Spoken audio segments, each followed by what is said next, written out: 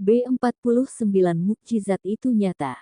Tidak tahan menunggu lama dan berada di luar, Lingga memutuskan menerobos masuk ke dalam di mana para tim dokter sedang bekerja, berusaha dengan caranya.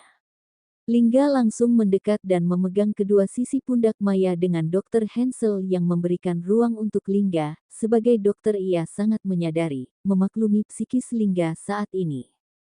Mei, bangun Mei, jangan bercanda. Abang tidak suka, Mei. Lingga menggoyangkan pundak Maya. Bagun, Hani, abang mohon. Jangan pergi, abang tidak mengizinkanmu Mei. Bangun Mei, abang belum cukup puas membahagiakanmu. Mei, masih banyak janji yang belum abang tepati. Istana yang abang bangun pun belum abang perlihatkan. Kamu belum melihatnya, Mei. Apa kamu tidak kasihan sama abang, Mei? Kasihani kami, mau. Lihatlah Umi Mei, lihat Maka dan Mada, yang tidak berhenti menangis menunggumu bangun. Begitupun dengan Bunda, Papa, Dina, mereka memintamu bangun, Mei. Kami semua menunggu, Mei. Dengan berurai air mata Lingga bicara dengan suara keras. Ia terus menggoyangkan pundak Maya walaupun para dokter berusaha menenangkan dan meminta untuk menghentikan aksinya. Bunda Rosa yang baru tiba bersama Sultan Jokro, Hadid dan Lena, segera masuk ke dalam ruangan. Ia akan menenangkan putranya yang sedang kacau saat ini. Pria itu histeris mendapati keadaan Maya yang mengalami penurunan dan pemberhentian detak jantung. Bang, tenang, Bang, jangan seperti ini Bang, kasihan Maya, Bang. Bunda Rosa mencoba menarik Lingga dan menjauhkan tangannya dari pundak Maya. Hentikan Bang, Bunda mohon. Istighfar Bang, Bunda Rosa mengingatkan. Kenapa Maya tidak menepati janjinya Bun? Maya sudah berjanji sama abang. Maya berjanji akan mendampingi abang sampai kami menua Bun. Maya sudah berjanji tidak akan meninggalkan abang. Bun, Lingga bicara sambil mendekap tubuh Maya. Lingga mulai melemah dan bicara pelan. Katakan kepada Maya Bun, tolong Bun, katakan kalau dia tidak boleh berbohong. Dia harus menepati janjinya Bun. Jangan sampai abang membencinya kalau dia sampai mengingkari janjinya. Lingga menelusupkan wajahnya ke ceruk leher Maya. Sedangkan para tim dokter sudah tidak bisa berbuat banyak. Siapapun yang berada di area ruangan itu ikut menangis melihat bagaimana terpuruknya Lingga. Ikhlas Bang, ucap Bunda Rosa. Ikhlaskan Putri Umi, Bang, ucap Umi Wanda. Kuat, Bang, jangan lemah, kasihani Maya, ucap Jokro. Abang pasti bisa. Lingga teringat akan sebuah syair tentang keikhlasan, tentang melepaskan, tentang bagaimana kita merelakan sesuatu yang sangat berharga yang kita miliki. Lirih keikhlasan di antara duri dunia. Aku bukanlah aku yang dulu, berjalan separuh nafas tanpa tahu tempat berpulang. Aku hanya sebuah kata yang tergambar tentang siapa dan apa. Siapakah sebenarnya hati dan jiwa yang akan kembali? Dan apa sesungguhnya hati dan jiwa ini? Asa yang seolah hancur dilukai beribu duri yang tak tahu dari mana. Rongga-rongga yang terus menganga dan pelik untuk kembali terang dan terang. Lirih, suara terdengar meyakinkan akan siapa aku kini.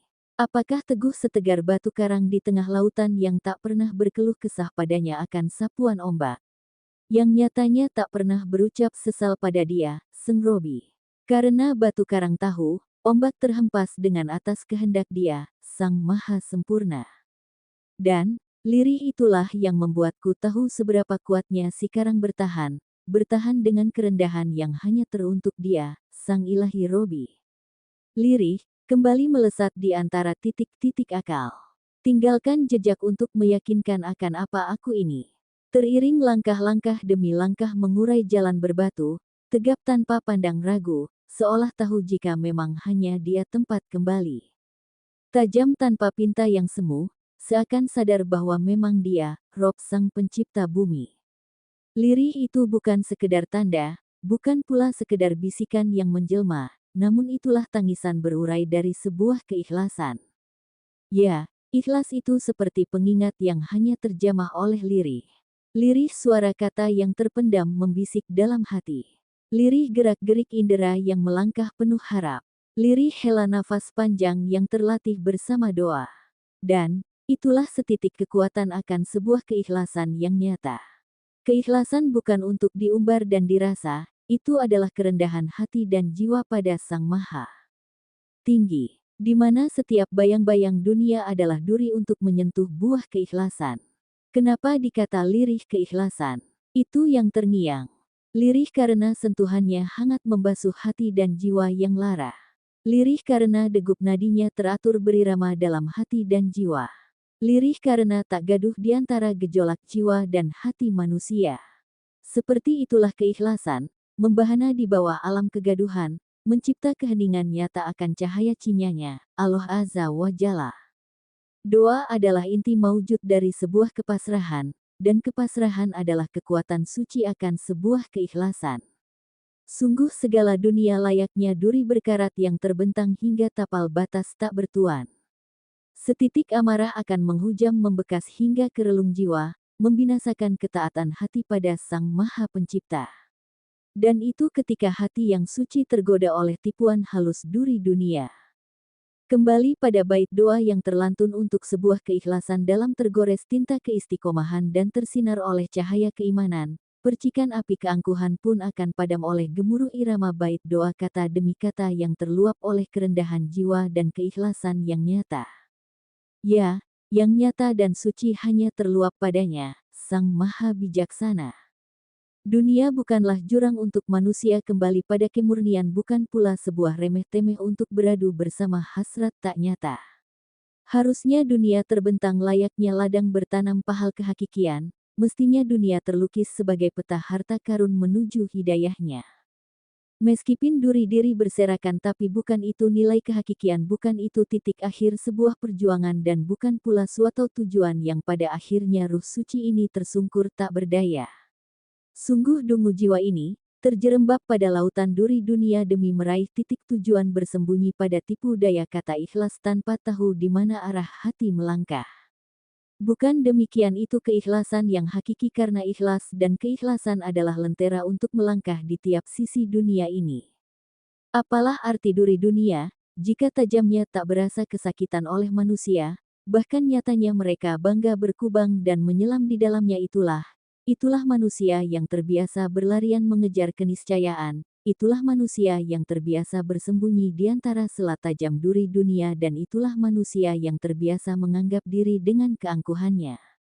Jika kamu bertanya kenapa Allah tetap memberinya tawa dan pelepas dahaga, kenapa Allah tetap mengalirkan air kehidupan pada jiwanya, itulah kemahasempurnaan Allah, itulah kemahabijaksanaan Allah. Namun itu pula kemahamurkaan Allah. Akankah jiwa dan hati ini kembali kepadanya, dengan ketakwaan dan kerendahan, ataukah terus terlarut dan terlarut dalam kemegahan dunia yang tak tersisa, dan itu pun tetap menjadi kemaharahasiaan Allah di setiap pengaturannya? Tahukah, wahai manusia, segenap kemegahan dunia Allah ciptakan bersama duri-duri yang berhamburan. Segala keniscayaan dunia Allah hadirkan bersama titik-titik kealpaan. Seluruh kenikmatan dunia Allah sandingkan bersama rongga-rongga kelalaian. Tahukah, jika itu adalah nilai dari sebuah jihad dan perjuangan menujunya? Jika itu adalah harga mahal dari hati dan jiwa yang ikhlas tertunduk padanya? Dan, demikianlah Allah melimpahkan kemaharahasiaannya di antara duri dunia yang nyata hingga manusia tersungkur tak berdaya kembali pada zat yang suci, Allah Azza wa Jalla. Pena Safa. Tiit. Suara monitor berbunyi kembali. Bersamaan mengalirnya air mata yang keluar dari sudut mata Maya yang menetes di pipi Lingga. Tiit, tit, tit, tit, tit, tit. Suara monitor itu kembali normal bersamaan dengan suara halus, suara merdu yang sangat-sangat dirindukan. Abang, lirih terdengar, suara itu terdengar pelan namun terdengar jelas di pendengaran Lingga. Tetesan air mata yang jatuh mengalir di pipi Lingga terasa hangat, sehangat hati Lingga tatkala ia menyadari kehadiran Maya, kehadiran sosok wanitanya, Mayanya.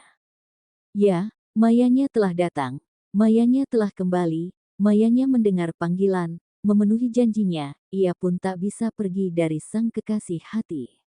Maya, mulutnya menyebut nama kekasihnya. Dengan perlahan Lingga mengangkat kepala, ia ingin memastikan pendengarannya tidak salah, ia yakin Maya telah kembali. Dengan gerakan lambat, Lingga memalingkan wajah, mengangkat kepala agar berada di atas wajah Maya. Kelopak mata Lingga semakin berair, sorot mata itu mengembun dengan bibir yang terangkat sedikit membentuk senyum keharuan ketika melihat kedua kelopak mata Maya terbuka.